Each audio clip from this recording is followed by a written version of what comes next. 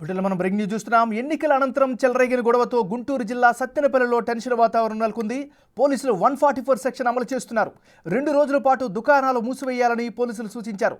4 లేదా అంతకంటే ఎక్కువ మంది గుమ్మి కూడా రాదని వార్నింగ్ ఇచ్చారు.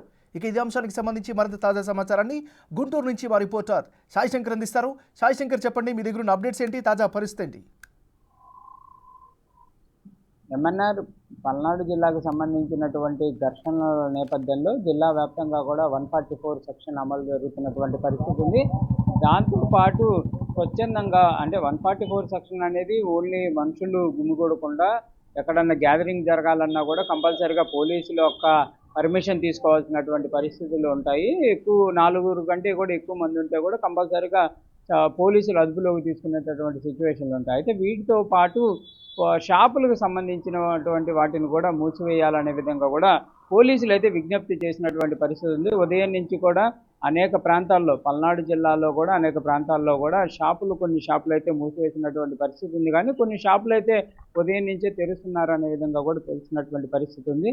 ప్రధానంగా సత్తెనపల్లి, ఇటు నర్సరాపేట, గురజాల, మాచర్ల నియోజకవర్గాలకు సంబంధించినటువంటి అంశంలో మొత్తం 2000 మంది పోలీసు బలగాలను కూడా ఏర్పాటు చేసినట్లు కూడా పోలీసులు చెప్తున్నారు. ఇవన్నీ కూడా ఓన్లీ 1800 మంది నర్సరాపేట, గురజాల, మాచర్ల నియోజకవర్గంలో 1800 మంది పోలీసులు బలగాలు కూడా ఉన్నట్లు తెలుస్తుంది. మిగిలిన ఏరియాల్లో కూడా ప్రత్యేక బలగాలను కూడా ఏర్పాటు చేసినటువంటి పరిస్థితి ఉంది. ఉదయం నుంచి మాచర్లలో కూడా కొంత వాతావరణం అనేది కూల్గా ఉందనే విధంగా చెప్తున్నారు. ఎందుకంటే గత 3 రోజులుగా కూడా ఉధృత వాతావరణం కొనసాగుతుంది. ఎక్కడ ఏం జరుగుతుందో తెలియదు, ఏ మండలంలో దాడులు జరుగుతున్నాయో తెలియదు, ఎక్కడ కార్యాలయాలు తగలబెడతారో, బస్సులు తగలబెడుతున్నారు, అదేవిధంగా కార్లు, అంటే ఏ నేతకి సంబంధించిన కారు కనబడినా కూడా దానిపైన దాడులు జరుగుతున్నాయి, వాటిని తగలబెట్టేటటువంటి ప్రయత్నాలు అయితే జరుగుతున్నటువంటి పరిస్థితి ఉంది. అవన్నీ కూడా ప్రస్తుతం అయితే కంట్రోల్లోకి వచ్చినటువంటి పరిస్థితి ఉంది. ఉదయం నుంచే పోలీసుల కవాతు కూడా మాచర్ల నియోజకవర్గంలో అదేవిధంగా నసరాబాద్లో కూడా నడుస్తున్నటువంటి పరిస్థితి ఉంది. ప్రతి ఏరియాని కూడా పోలీసులు అయితే క్షుణ్ణంగా పరిశీలించి తమ ఆధీనంలోకి తెచ్చుకుంటున్నారు.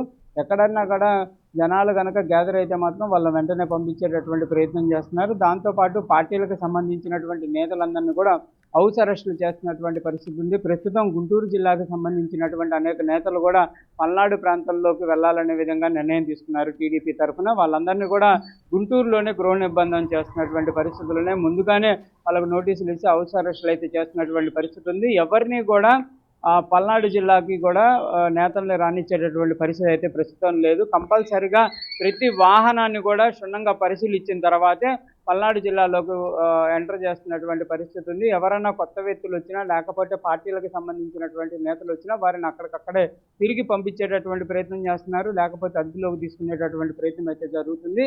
మొత్తంగా మాత్రం గత 3 రోజులుగా జరుగుతున్నటువంటి అంశాలపైన ఎలక్షన్ కమిషన్ సీరియస్ అవడంతో ప్రస్తుతం అయితే పల్నాడు జిల్లాలో పోలీసులు ఒక్కసారిగా అలర్ట్ అయ్యారనే విధంగా చెప్పుకోవచ్చు. నిన్నటి వరకు పరిస్థితులు వేరు, ఈ రోజు పరిస్థితి వేరు అనే విధంగా ఉన్నటువంటి పరిస్థితి ఉంది. ప్రస్తుతం ప్రజలు కూడా కొంత బయటికి రావడానికి కూడా ఇబ్బంది పడుతున్నటువంటి పరిస్థితులు ఉన్నాయి. ప్రజలకు కూడా పోలీసులు అయితే ఒకే విజ్ఞప్తి చేస్తున్నారు, అత్యవసరమైనటువంటి పరిస్థితులు ఉంటే మాత్రం బయటికి రండి, లేకపోతే కొంత ఈ 2 రోజుల వరకు మాత్రం కొంత ఇంటి వరకే ఉండేటటువంటి ప్రయత్నం చేయండి అనే విధంగా కూడా విజ్ఞప్తి చేస్తున్నటువంటి నేపథ్యంలో ఉదయం సమయం నుంచి కూడా కొంత నిర్మానుష్యంగానే లైన్లన్నీ కూడా దర్శనమిస్తున్నటువంటి పరిస్థితి ఉంది. రాత్రి సమయంలో అయితే నిన్న నైట్ అయితే ఈవినింగ్ అంతా కూడా కర్ఫ్యూ వాతావరణమే మాచర్ల, సత్తెనపల్లి, నర్సరాపేటలో కనపడేటువంటి పరిస్థితి ఉంది. దాంతోపాటు ఈ నేతలు అభ్యర్థులు ఎవరైతే ఉన్నారో వాళ్ళ ఇళ్లకి చుట్టూ కూడా బారికేట్లు ఏర్పాటు చేయడం, కంచెలు ఏర్పాటు చేస్తున్నటువంటి పరిస్థితి ఉంది.